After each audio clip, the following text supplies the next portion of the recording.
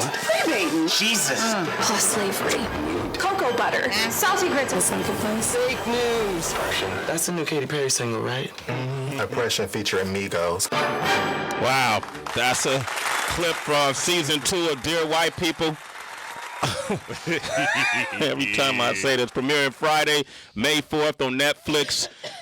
We had this young man on the show, I don't know how many years ago, was it? 3 years ago. 3 years ago. Wow. With Tessa Thompson. Yeah, that's right. This is right. And Tessa was here, and we were talking about the film that spawned this series. Yeah. And damn, man, 3 years later, I'm looking at this guy like, wow. Still got more to say. Still got more to say, man. And I love the series. Welcome back, Justin Simien, ladies and gentlemen. Thank you. Let's pop Dear it. white people. I remember when the first trailer first came out, and you got so much backlash. You know, they you know, on YouTube, he had more dislikes than he did likes, and people hadn't even seen it yet. People hadn't seen it yet, man. And you know what's crazy? That actually really inspired season 2 because I had a moment because the movie had already come out, right? So people who were like, "Dear White," up in arms. I was like, y'all know this. We did all of this about 2 years ago. So why y'all tripping now? Yeah. But I started to do this deep dive, and I was like, oh, they're like organized now. Like they're weaponized. Like they're up in the 4chan message board talking about, okay, y'all, Black Panther comes out Friday. Let's flood these message boards. Like they are organized. And I kind of did this like deep, shady dive into the world of the alt-right trolls and the bots and stuff. And because I just was trying to figure out what was happening. And in a lot of ways, that kind of was the basis for season 2. What did you find? Well, I found that, you know, a lot of it is hype. Like there's like a few people who are running it, but the vast majority of it is bot driven. Okay. Like usually on YouTube, when you see that many dislikes on something, it's because there's like a system in place. Okay. But they get together and they organize on these little message boards, and they create these little blogs, and they send people to different places to try to change the narrative and make it feel like more people are up in arms and are really up in arms.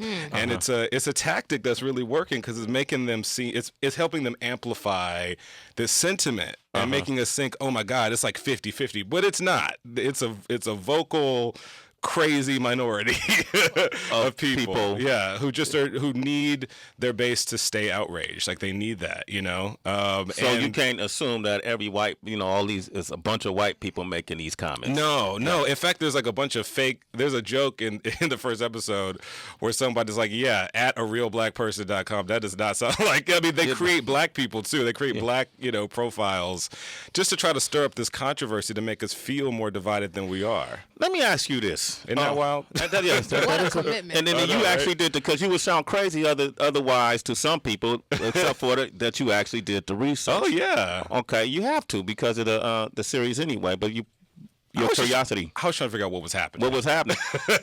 Let me ask you this. I remember when I was growing up, I had my auntie Lucy. I talk about her a lot. Was a really fair-skinned woman, right? She was what they call them, a passer. Okay.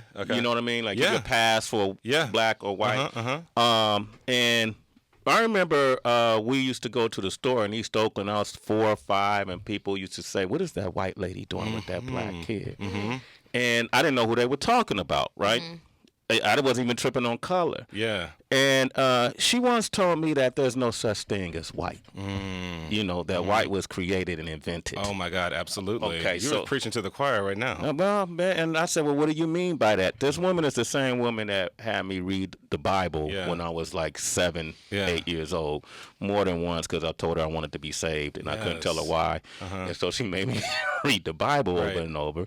And she talked about this was created to deny people of natural human rights. Yes. You know, to separate us as Auntie? in colors. Auntie Lucy Murph, Lucy J. Murph, she was a teacher in the South. So this is teachers like that. What is your knowledge of what's white or where did it come from? Well, one, I really responded to that because my mom is Creole. So I had the same thing growing up where people were like trying to figure out what we were doing together. And so my concept of what black was very different than the world. And like a lot of black kids, I discovered what black meant, like, you know, around 10 years old, you know, because in my family, black looked like any kind of shade of color.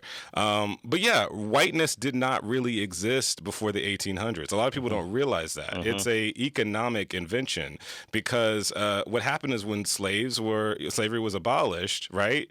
Like the American citizenry needed a way to expand, but also keep a working class of people that for cheap labor. So this idea of whiteness really took off, where in order to be an American citizen, all you had to be was white, as opposed to own property. And in fact, like lots of groups like Italians and Irish people and Jewish people, they were not included in this class. They had to fight over centuries to be included into this white class. And this idea that there's a pure race that somehow is pure of pollutants or whatever, that exists because they needed to build America and their companies and their businesses on the backs of cheap labor. Okay. So this idea of, and by the way, it wasn't like they created whiteness and then created blackness. It was they created whiteness. Yeah. And then everyone else was a savage. We were called the N-word. We were something other than human. When you say they, you're speaking about the U.S. government? I'm talking about a very specific small group of rich white men who wanted to expand the U.S. government and its economic powers,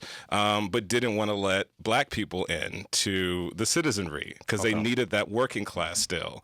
And then you had all these scientists that were sort of backing up with so-called research, this idea that the races were actually different. Now that we have genetic information, we know that all of that is bogus, but we're still in this system. We're still like, we talk about prejudice as if, or racism as if it's the same as prejudice. No, racism is prejudice plus power. It is a fact that black people are at a disadvantage in this country, and it will always be that way as long as we have this thing called whiteness, because the whole purpose of it is to separate the so-called privileged and the people who deserve the help and the property and the money and the people who deserve to be the working class. That's really where it comes from. So when you made Dear White People, the film, that was based on the experiences you had based on white people's presumptions about you as a black man. Of course, yeah. People talk about Dear White People as if it's about to be Dear White People, let me read you for filth. Yeah. It's not that. It's about the fact that being black in this country, you're always having to be in response to white people because the culture is white dominated. You're always being viewed through a white gaze. We have our own communities, but when you go in for a job interview or, you try to get up out of your economic situation, black comes at you fast. and you're always having to defend your humanity or explain something, or even the innocuous questions like, even the don't touch my hair stuff is like, it feels like being black in this country is always being in response to this thing called whiteness. And I just wanted to let people in on that experience. And that's why it's called Dear White People. This is the second season, season 2 of Dear White People, the series that's on Netflix. What are you going to tackle in this one? Ooh, Lord. Okay. Well, you heard in the clip, we go through a lot of issues. What is black Scientology? What is that? I don't know. There's a lot of weird conspiracy theories out there. Here's what it comes down to, man. I think we're as sick as our secrets. And this whole idea of misinformation and fake news, that is not a new phenomenon. This country is built upon amnesia. We literally have a yearly holiday to celebrate our relationship with the Native American people, upon which we committed mass genocide. Like, this country depends on forgetting about what happened in the past. So the show this season is all about the secrets that we keep from each other. It's obsessed with like the history of Winchester, because I think the reason we can't have a real meaningful conversation about race without everybody getting triggered is because not everybody is clear on what got us here. Yeah. We all are misinformed about ourselves, about each other on a personal level and on a national level. And we just find a way to do that in a really funny, sexy way. Yeah, and it was funny and sexy. Justin, I love your mind, so I want to get your perspective on something, because there are some people who feel like just white folks in general from like the dawn of time have had this insatiable desire for power. But then you have, so it becomes a conversation of nature versus nurture. Sure. But then you have some people who I've heard say it's kind of like everyone, especially men, has a desire for power, because even like nations in Africa would go and attack each other, you know what I mean? Yeah. And kind of try to claim the throne. Yeah. It just so happened that white people won the game. Yeah. How do you feel about that? I think it's true. I mean, the reason why white people are the dominant whatever, it's kind of arbitrary, okay? Like, check this out. So, one of the things that's like the reason why whiteness is this ideal of beauty is because back in the day, everybody was looking at the Roman sculptures and like, oh man, these things are marble, alabaster white. That must be like the standard of beauty. But the truth is, the Romans were copying the Greeks, but they were too dumb to realize that the paint on the Greek statues had faded off. So now that we have the technology to go back and look at them, we realize these statues were painted dark brown. There's like sculptures of Achilles, who is a dark chocolate man. They were embracing all these races, but the Romans just didn't realize it. So we have all these arbitrary reasons as to why whiteness is the ideal. It's so weird. But you know what's funny? We talk about patriarchy, right? And how like it's always got to be one sex in power. But the truth is, if you really look at history, there are matriarchies that existed. Yes. And in those matriarchies, like men were just fine. Like when women have the power, have equal power, men are just fine. Is for some reason when men have all the power, women suffer. I don't know what that's about. Okay, but I think we do need to sort of re-examine this idea of like this is in our DNA, because it's not. Okay. Like we've done better in the past. We're just kind of caught up in this moment where again we don't know really exactly how we got here, so we assume this is the way we've always been. Right. But it's not true. Justin Simien is here, ladies and gentlemen. Creator, director, writer. Dear White People's on Netflix. That got me preaching this morning. Friday, man. Come on, man. We just, you know what? We just have a conversation. You smart. And this conversation is inclusive of all. I mean, you know, we have Asian, white, whatever, black, all these different terminologies we use. We have people that listen to this show that can relate on both sides of the fence. So you know what's messed up, man? White people are being bamboozled by this thing called whiteness too. Yeah. Because like you talk about Martin Luther King, man, and the truth is he didn't get assassinated for civil rights. He got assassinated when you started talking about poor people rising up. And the truth is that the way you going we doing it. Y'all already got me talking about Renaissance and Romans. Here come the truth. Here's the thing. Here comes the truth. Here's the thing. Like what people realize, rich people in this country realized around the Nixon era, is that if the working class of white and blacks got together, there'd be no stopping them. And if white people helped black people get out of this thing called racism, which we all inherited, then like this group of people would be unstoppable and they would overtake the power of the rich. So there's a vested interest in keeping white and black people outraged at each other. Classism. That's You know what I'm saying? okay, so that's the other part of Auntie Lucy's conversation that we used to have. Justin Simien. We're going to open up these phone lines. Let's do it. All right, 888-742-3345.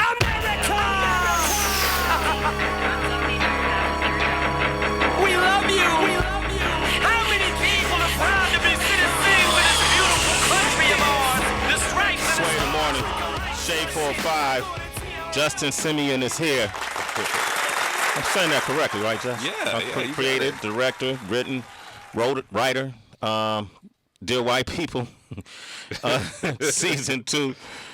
And, man, it's a really good show too, man. And you know what I really enjoy? I never got a chance to have that campus life, you know. So and I ended up dropping out of school to pursue this thing called rap. You know, and here I am. So, but I just like that insight on. My daughter goes to NYU. Oh, okay. Yeah. Okay. And she loves this. You know, and then she tells me about her experiences at NYU, which can be, you don't have to be at HBCU to have some of these, all of these experiences. You know. Chances are, if you're at HBCU, you won't have something. I know. You get to just be something other than black when you're at HBCU. It's like your defining characteristic. All right. So I want to let's take a few calls. Quick questions, quick answers. AJ from Arizona, go ahead. Hey, AJ. Hello. How you doing? What's up, bro? How you doing? It's AJ, y'all. It's AJ. A to the J. AJ. Just to kind of follow up with what you guys have been talking about, man. I believe that, you know, it's not necessarily a race thing as much anymore as it is a have not. As long as we're broke and we're poor and we're struggling, the media and the government's going to keep us separated and keep us, aiming hatred at each other. You know what I mean? Yeah. And there's double standards on both sides. I mean, I've got, plenty of friends who will post stuff on social media about black men dating white women and how it's wrong. But if a white person was to post something in the exact same tone, it would be classified as racist. So until we get rid of the double standards and unite, it's going to keep being what it is. AJ, you're a citizen, bro. Sway. Okay. Gave him a citizenship. That was just the Joey. What do you think? Joey's in Dallas. Go ahead. Hey, Joey. Yes, sir. It's Joey, y'all. Good morning, Sway. Good morning, everybody. Hey. Come on. Hey, man. Long time listener, first time caller, man. Hey, Justin, I wanted to ask you a question, man. I'm a white male in my 30s. My wife is black. I'm about to have my 5th child. All my children are biracial. Come on, 5 biracial children. Coming from facts. coming from my background, coming from where I came from, I was raised mostly around the African American culture. It was mostly black people and Asian people around my neighborhood. So I was raised a certain way. So I automatically attracted to a certain type of individual. So my question is, you had made a statement earlier. You said, we're always going to be the same unless we get away from this whiteness. Mm-hmm. So here's the thing. Is there a way to go back now? We're in 2018. Okay, man, we need to do something different. What can we do now? Because we're not talking about the 30s and 40s anymore. Yeah. You know, this isn't way back in the day. This isn't something that could be controlled when the white man was trying to take over the government to further their prosperity in the government. Mm-hmm. But speaking as a 30-year-old male with 5 biracial children, you know, I don't want these issues to arise when my kids are 16, 17. My oldest is 6 and my youngest is 15 months. You know, what can I do as an individual? I know that at the end of the day, I do my part. You know, I treat everybody equally. I love everybody. All life is precious. But at the end of the day, there's not 3 million of me's. You know what I'm saying? Yeah. So what can we do as America to say, you know what, we need to take a step back and say, this can't be like this anymore. We can't hate each other anymore.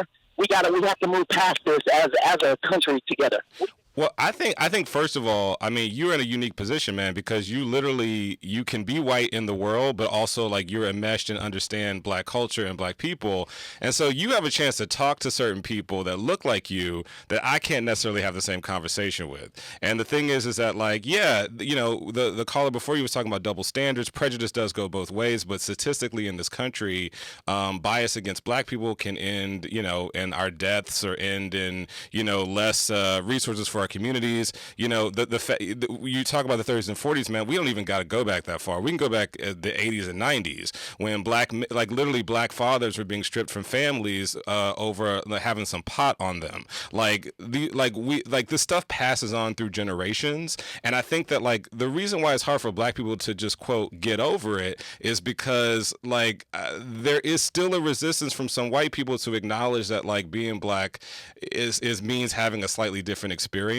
And I think like if white folks can just stop being so offended by the idea that like, you know, black people experience racism in a different way in America, then we can actually start to work together. Because the thing is, this thing is systemic, all right? Like it's not just about attitudes or somebody making an assumption about you. Mm-hmm. It's about the fact that like if I am raised in a family without my father because my father was sent to prison, I don't have as many chances in life to succeed. So it's about like making sure that everybody understands what we're talking about, because a lot of white folks who don't, I mean, you obviously get it, but like a lot of white folks who don't have to get it just think that we're whining and we're complaining, and if we just got over it and stopped talking about it, then we would all be fine. But you can't. Here's the thing, I'm going back to Malcolm X now. You know, racism is like a knife in the back, okay? You don't solve it by pulling the knife out.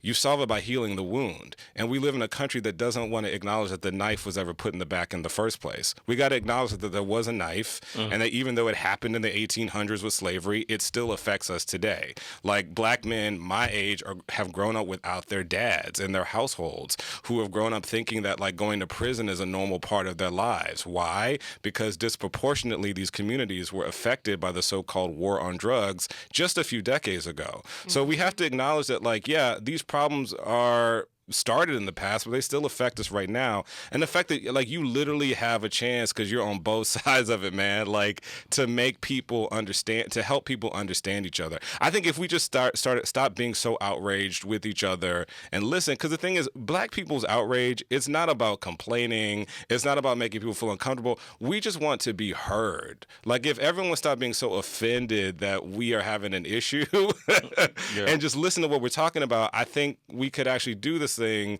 and get together and work on these issues, because we can't even get to the class issues until we get past the race issues. Facts. Like we can't, the middle class and the working classes of all these races, we can't start working together until we start to listen to each other and go, you know what? You might actually be having a different situation than I'm having. Yeah. Even though I think I understand what it is to be you, you actually might be talking about something I don't understand because I'm not in your shoes. Let me listen to what you're talking about. Let me be a part of what you're talking about. Let me be a part of a movement that sort of changes the school to prison pipeline. And, you know, let me talk to my white friends that maybe don't get it and sort of like, you know, pause them for a second and educate them just for a split second so we can start to hear each other. I mean, it really is going to take white people to help us undo this thing called whiteness, because y'all are being bamboozled by whiteness too. Like we're all human beings, but we grow up in a society that treats you differently than it treats us, and that's not your fault. But only you can fight forest fires. I was thinking that too when you said that. Justin Simien, ladies and gentlemen. Let's man a round of applause, man. I appreciate your take. Dear White People premieres Friday, May 4th on Netflix. Season 2. Obviously, you're not protesting Netflix. Remember that? Don't do it. Listen, if I got paid $500,000 to do one thing for Netflix, I'd do it. Okay, that's just me though. I don't have the same resume, but you know. Yeah. Your social media is JSim07. Okay, it's JSim, like my name, Justin Simien, 07 on all the things. Okay, everybody. I got Demetrius from Detroit, Ryan from Indiana, Lamar from Cali, Miles from Salt Lake City. A bunch of folks are calling.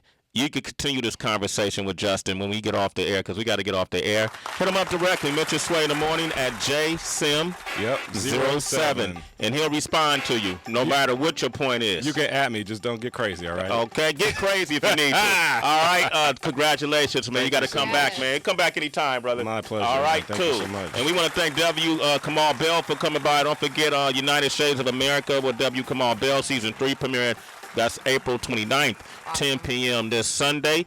DJ Shah from the A. I met her 2 weeks ago at the W, and then 2 weeks later, she was on here spinning on Sway in the morning. Good congratulations to her. You can hit her up at DJSHAAADB. You want to ask something real quick? It's probably going to turn into another long convo, but I just wanted to ask if you addressed on your show with, we talk about black and white issues, but there's also very deep black issues. Yes. We clown on each other for being too dark or you're too light and things like that. So, I mean, like, that's another thing that we have to address before we can even have these other conversations. You know what I mean? Yeah. So is that something that you're going to tackle this season? Oh, yeah. I mean, the thing is, like, it's called Dear White People, but it's about us. It's about our experiences, you know? Like, people say, what if there was a Dear Black People? Well, it kind of is one. Like, it is sort of like, y'all, this is what we look like right now. Are we cool with this? So we definitely get into a lot of stuff. Colorism is a big deal. Hotepism is a big deal this season. The sort of ideological divide between black people is a thing this season. So we try to go in. Okay, that's what's up. President, I got it. I'm at Real Sway across the board. Justin, thanks for coming by. Thank you, man. My Absolutely. pleasure. Until tomorrow, we have nothing left to say. It's Sway in the morning, only on Shade 45.